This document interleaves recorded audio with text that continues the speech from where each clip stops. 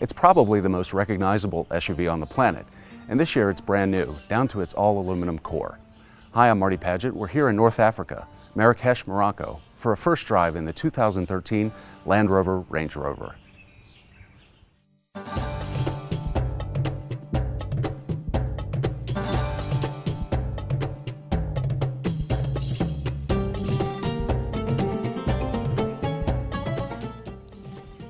Now, 40 years ago, if you were driving your Land Rover Morocco, you were probably cutting a new trail or cruising down a sand dune.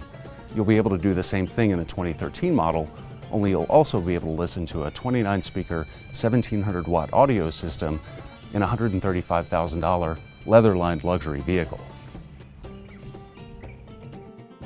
With a base price of about $84,000, the 2013 Range Rover goes on sale in the US this December.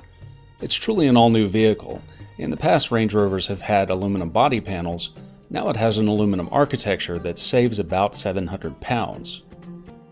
Simple, streamlined, and timeless are the keywords for the styling.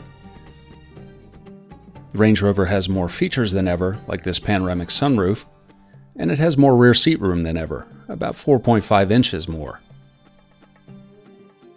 There's even a split power tailgate for ease of loading cargo.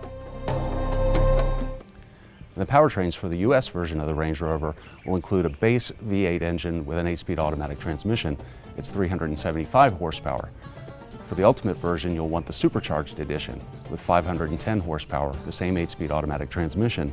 Both come standard with 4-wheel drive. Now, that 4-wheel drive system can be augmented with an automatic terrain response system.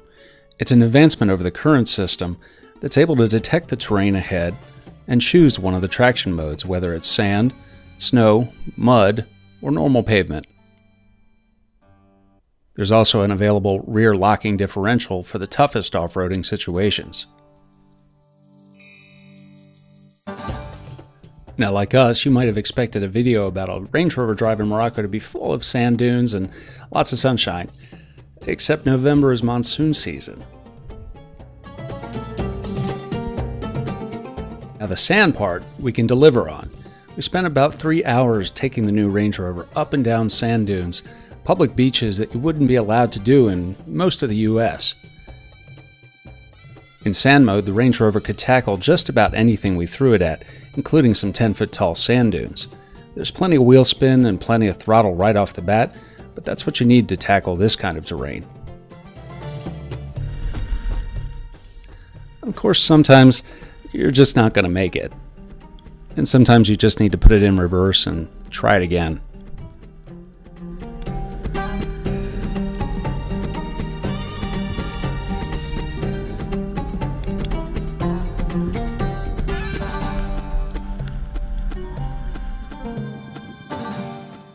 After the sand dunes, we headed east towards Marrakesh.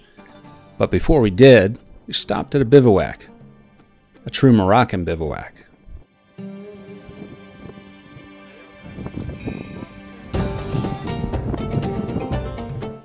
By the time we rejoined the trail, the conditions had really gone for the worse.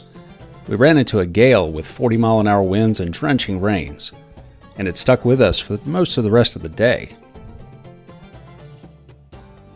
We might have created our own new trails, but we were no match for a storm creating its own new rivers.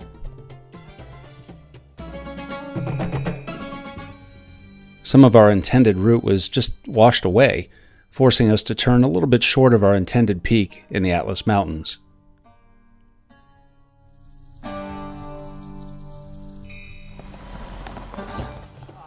After tackling a few more off-road obstacles,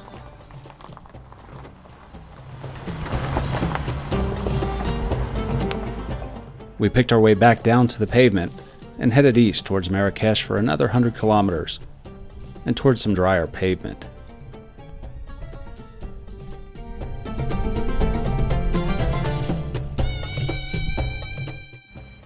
So the bottom line with the 2013 Land Rover Range Rover, it's incredibly capable and it's exquisitely crafted, and it's still an icon. I'm Marty Paget. Thanks for joining us. For more information, read our full review at The Car Connection. Follow us on YouTube at The Car Connection, on Twitter at Car Connection, and on Motor Authority at The Real MA.